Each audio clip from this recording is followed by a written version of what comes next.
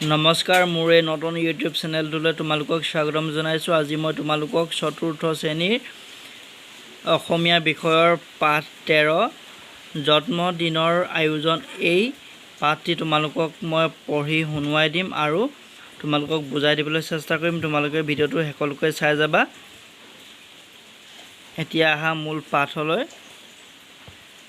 সীমান্তৰ মাকে পাকঘৰৰ মজিয়াত বহি পাচলি কাটি থাকিব।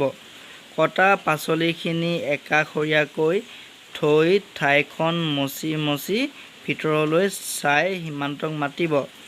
ইয়াত কি কৈছে? সীমান্তৰ মাকে মজিয়াত পাচলি কাটি থাকিব, মানে এই পকাখনত পাচলি কাটি থাকিব আৰু কটা পাচলিখিনি একাষৰীয়াকৈ মানে ছাইডত থৈ মানে এনেকুৱা ছাইডত থৈ ঠাইখন মচিব। এই ঠাইখন মচি মচি ভিতৰলৈ চাই সীমান্তক মাতিব। মচি মচিয়ে সীমান্তক মাতিব। এতিয়া চোৱা, আৰু এই পাঠটোৰ মূল অংশখিনি নাটকৰ ৰূপত সজাই তুলিছে। তোমালোকে নাটকৰ ৰূপত পঢ়িবলৈ পাৰিবা। তোমালোকে এইটো বুজি পাবলৈ সহজ হ'ব। তোমালোকে চোৱাচোন এতিয়া। মাক, সীমান্ত, তোমাৰ টেবুলখন পৰিপাটি কৰা হ'লনে? আহাচোন, মোক অলপ পাকঘৰত সহায় কৰি দিয়াহি। ভণ্টিয়েনো কিয় ইমান দেৰি কৰিছে? মাকে কি বুলি কৈছে সীমান্তক? এই মাকগৰাকীয়ে সীমান্তক কি বুলি কৈছে? সীমান্ত, তোমাৰ টেবুলখন পৰিপাটি কৰি হ'লনে, মানে চাফ চিকুণ কৰি হ'লনে? আহাচোন, মোক অলপ সহায় কৰি দিয়াহি। ভণ্টিয়েনো ইমান দেৰি কিয় কৰিছে? ভণ্টি ইমান দেৰিলৈকে নাই অহা। তাৰপিছত সীমান্তই ক'ব এতিয়া, সীমান্ত সোমাই আহিব, মানে সীমান্তই সোমাই আহিব দৰজাখন খুলি। মোৰ কাম হ'ল মা। সীমান্তই কৈছে মোৰ কাম হ'ল। ভণ্টি দেউতাৰ লগত বাৰীত আছে। সীমান্তই কৈছে ভণ্টি দেউতাৰ লগত বাৰীত আছে, মানে বাৰীত কিবা শাক পাচলি বা কিবা কামত ব্যস্ত হৈ আছে দেউতাকৰ লগত ভনীয়েকে। কোৱাচোন তোমাক কি সহায় কৰিব লাগে? এতিয়া কৈছে সীমান্তই কৈছে কোৱাচোন মা, তোমাক কিনো সহায় কৰি দিব লাগে? মই কৰি দিম বুলি কৈছে মানে। এতিয়া চোৱা, মাক, হাত ধুই সৌ ডলাখনত থকা চাউলখিনি টিনটোত ভৰাই থোৱাচোন। আৰু মাকে কি বুলি কৈছে সীমান্তক? সৌ ডলাখনত থকা চাউলখিনি টিনটোত ভৰাই থ'বলৈ কৈছে। তাৰপিছত পাছৰ লাইনটো চোৱা। সীমান্ত টিন এটা ডলাখনৰ ওচৰলৈ আনি চাউল ভৰাই ক'ব, মানে সীমান্তই টিন এটাত ডলাখনৰ ওচৰলৈ আনি পিনে চাউলখিনি ভৰাই ক'ব, অ' মা, অহা সোমবাৰে যে মোৰ জন্মদিন তোমাৰ মনত আছেনে? সীমান্তই মাকক কৈছে যে মা, চাউলখিনি ভৰাই অহা সোমবাৰে মোৰ জন্মদিন অৰ্থাৎ বাৰ্থডে আছে, তোমাৰ মনত আছেনে? মাকক প্ৰশ্ন কৰিছে, মানে সুধিছে। এতিয়া মাকে কি উত্তৰ দিব পাছৰ অংশটো চোৱা। মাক, হাত দুখন মচি সীমান্তৰ ওচৰলৈ গৈ মূৰত হাত ফুৰাই ক'ব, আছে শুন, তোমাৰ জন্মদিনটো মোৰ মনত নাথাকিবনে? তোমাৰ হৈ নামঘৰত শৰাই এখন আগবঢ়াম বুলি ভাবিয়েই থৈছোঁ। আৰু মাকে কি বুলি কৈছে? মূৰত হাত ফুৰাই আছে শুন, মনত আছে। তোমাৰ জন্মদিনটোনো কিয় মনত নাথাকিব? মাকে এনেদৰে কৈছে। আৰু তোমাৰ নামত নামঘৰত শৰাই এখন আগবঢ়াম বুলি ভাবিয়ে থৈছোঁ। তাৰপিছত সীমান্তই কৈছে, সীমান্ত আবদাৰৰ সুৰত মানে ক'ব এতিয়া, অকল শৰাই দিলেই নহ'ব, কিন্তু মানে তেওঁক মানে আৰু কিবা এটা কৰি দিব লাগিব তেওঁৰ জন্মদিনত। সেইবাবে এইটো কি লিখিছে? আবদাৰৰ সুৰত, মানে আৰু কিবা তেওঁক দৰকাৰ হ'ব বা জন্মদিনত লাগিব। অকল শৰাই দিলেই নহ'ব, কিন্তু এইবাৰ মই মোৰ বন্ধু বান্ধৱী সকলোকো মাতিম বুলি ভাবিছোঁ। তুমি ঘৰতো জলপানৰ যোগাৰ কৰিবা। আৰু সীমান্তই কি বুলি কৈছে? অকল শৰাই দি থৈ দিলে নহ'ব নামঘৰত, এইবাৰ কিন্তু মোৰ বন্ধু বান্ধৱীসকলকো জলপান খুৱাম বুলি ভাবিছোঁ। আমাৰ ঘৰলৈ আহিব, তেওঁলোককো তোমালোকে জলপান যোগাৰ কৰি খুৱাব লাগিব। এতিয়া চোৱা, মাকে কি ক'ব? মাক, মিচিকে হাঁহি বাচন বৰ্তন সামৰি সুতুৰি থাকি ক'ব, মানে বাচন বৰ্তনখিনি সামৰি সুতৰি থাকিয়ে মানে কথাখিনি ক'ব। এই দৃশ্যটো তোমালোকে চোৱা, তেতিয়া বুজি পাবা। বাচন বৰ্তন সামৰি সুতৰি মাক আৰু সীমান্তই কথা পাতি আছে, কথোপকথন হৈ আছে মাক আৰু পুত্ৰৰ লগত।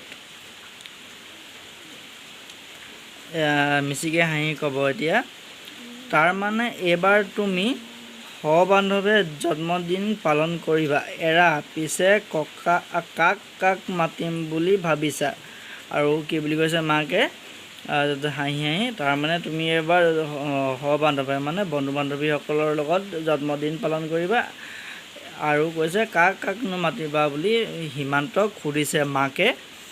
এতিয়া চোৱা, সীমান্তই ক'ব এতিয়া, সীমান্ত চাউল ভৰাবলৈ এৰি আঙুলিৰ মূৰত গণি ক'ব। মানে চাউলখিনি ভৰাই আছিলে, ভৰাই থাকোঁতে চাউলখিনি এৰি মাকক মানে আঙুলিৰ মূৰত গণি গণি ক'ব, মানে কোন কোন আহিব। ৰুণজুন, মিতা, ভুলি, চিৰঞ্জীৱ, মকবুল আদি মানে আৰু বহুতো ল'ৰা ছোৱালী তেওঁৰ বন্ধু বান্ধৱীসকল আহিব। বাকীবোৰৰ নাম দিয়া নাই ইয়াত। এইবোৰ বন্ধু বান্ধৱী আহিব বুলি কৈছে। তাৰপিছতে চোৱা, মাকে কৈছে ৰতন আৰু মীনাক তুমি পাহৰিলা নেকি?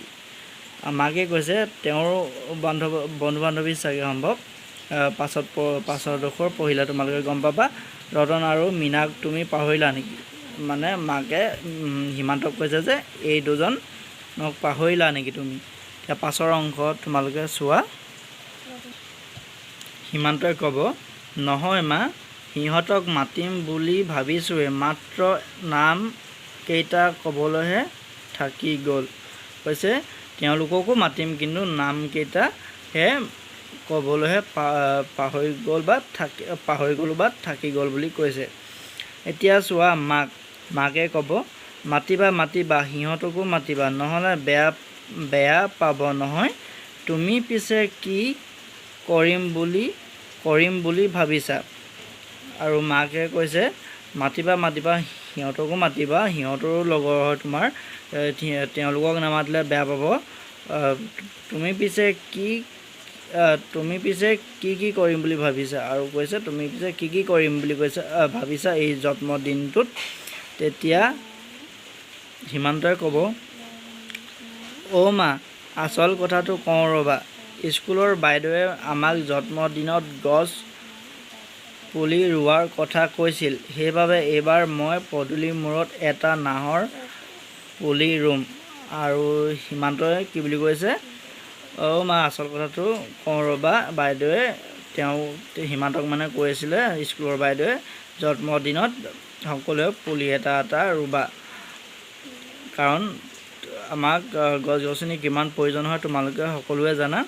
এইটো কথা তোমালোকৰ জন্মদিনতো তোমালোকে গছপুলি এটা ৰুবা। এইটো মোৰ ফালৰ পৰা অনুৰোধ। আৰু সীমান্তই গছপুলি গছপুলি ৰুম বুলি কৈছে তেওঁৰ জন্মদিনটোত। এতিয়া চোৱা, মাক বৰ ভাল কথা শুন। পুলিটো কিন্তু ৰুলেই নহ'ব, তাৰ প্ৰতিপালৰ দায়িত্বও তোমাৰ। গছ পুলি ৰোৱাৰ উপৰি সেইদিনা আৰু কিছুমান কাম কৰিব পাৰা।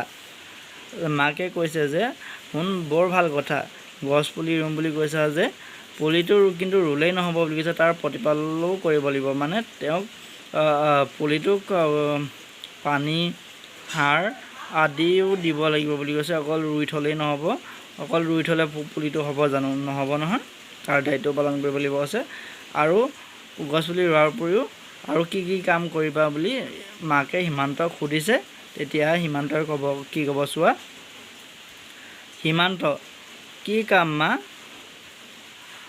তেতিয়া সীমান্তই কি কাম মাকক সুধিছে। মাকে ক'ব, এতিয়া তুমি পদ্য লিখিবা নাইবা ছবি আঁকিবা, মহৎ লোকৰ বাণী বা নীতি বচনো সংগ্ৰহ কৰিবা।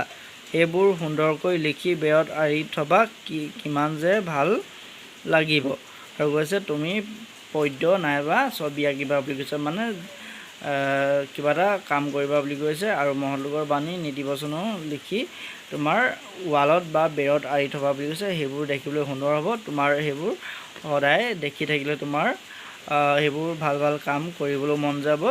এই বাক্য শাৰীৰ পৰা এইটোৱে ক'ব বিচাৰিছে যে যিকোনো ভাল কাম কৰিব লাগে জন্মদিনটোত। এতিয়া তোমালোকে নিশ্চয় বুজি পালা জন্মদিনৰ আয়োজন, আৰু এই তোমালোকৰ পাঠভিত্তিক প্ৰশ্নখিনি তোমালোকক মই মুখতে কৰি দিবলৈ, মৌখিকভাৱে কৰি দিবলৈ চেষ্টা কৰিম, তোমালোকে চাই যাবা। ক, সীমান্তৰ মাকে পাকঘৰৰ মজিয়াত বহি কি কৰি আছিল? সীমান্তৰ এতিয়া উত্তৰটো লিখিবা। সীমান্তৰ মাকে পাকঘৰৰ মজিয়াত বহি ঠাইখন মচি আছিল বুলি ইয়াত লিখিবা। সীমান্তৰ মাকে পাকঘৰৰ মজিয়াত বহি ঠাইখন মচি আছিল। তাৰপৰা খ উত্তৰটো কি লিখিবা? এই প্ৰশ্নটো চাই লোৱা। সীমান্তৰ জন্মদিনটো কি বাৰত হ'ব? এতিয়া উত্তৰটো হ'ব সীমান্তৰ জন্মদিনটো সোমবাৰত হ'ব। তেওঁ কৈছিলে ন অহা সোমবাৰে বুলি, তেতিয়া উত্তৰটো কি হ'ব? সীমান্তৰ জন্মদিনটো সোমবাৰত হ'ব। এতিয়া গ উত্তৰটো চোৱা। প্ৰশ্নটো, মাকে সীমান্তৰ জন্মদিনত কি কৰিম বুলি ভাবিছে? এতিয়া উত্তৰটো কি হ'ব? মাকে কি বুলি ভাবিছিল? সীমান্তৰ জন্মদিনত কি কৰিম বুলি ভাবিছিলে? মাকে সীমান্তৰ জন্মদিনত নামঘৰত শৰাই এখন দিম বুলি ভাবিছে। আৰু ঘ প্ৰশ্নটো চোৱা। সীমান্তই জন্মদিনত কাক কাক নিমন্ত্ৰণ কৰিম বুলি ভাবিছে? সীমান্তই জন্মদিনত কাক কাক মাতিম বুলি ভাবিছে? ৰুণজুন আৰু কেইবাজনো বন্ধু বান্ধৱীক মাতিম বুলি ভাবিছিলে। তোমালোকে কিতাপখনৰ পৰা চাই লিখিবা, মোৰ মনত নাই। ৰুণজুন আৰু মিতা, কেইজনমানৰ নাম আছিলে, ৰতন আৰু কেইবাজনৰ নাম আছিলে। তাৰপিছত প্ৰশ্নটোৰ চোৱা। স্কুলৰ বাইদেৱে জন্মদিনত সীমান্তক কি কৰিবলৈ কৈছে? ইয়াৰ উত্তৰটো হ'ব স্কুলৰ বাইদেৱে জন্মদিনত সীমান্তক গছপুলি ৰুবলৈ কৈছিলে। ইয়াত লিখিবা স্কুলৰ বাইদেৱে জন্মদিনত সীমান্তক গছপুলি ৰুবলৈ কৈছে, এইবুলি ইয়াত উত্তৰটো দিবা। তোমালোকক মই বাকীখিনি কৰি দিবলৈ চেষ্টা কৰিম পাছৰটোৰ ভিতৰত। এই ভিডিঅ'টো দীঘল হৈ যাব পাৰে, তোমালোকে বেয়া পাব পাৰা। যদি আৰু পাঠটো বুজাই দিওঁতে কিবা ভুল হৈ গৈছে, তোমালোকে মোক কমেণ্ট বক্সত কমেণ্ট কৰিবা। ধন্যবাদ।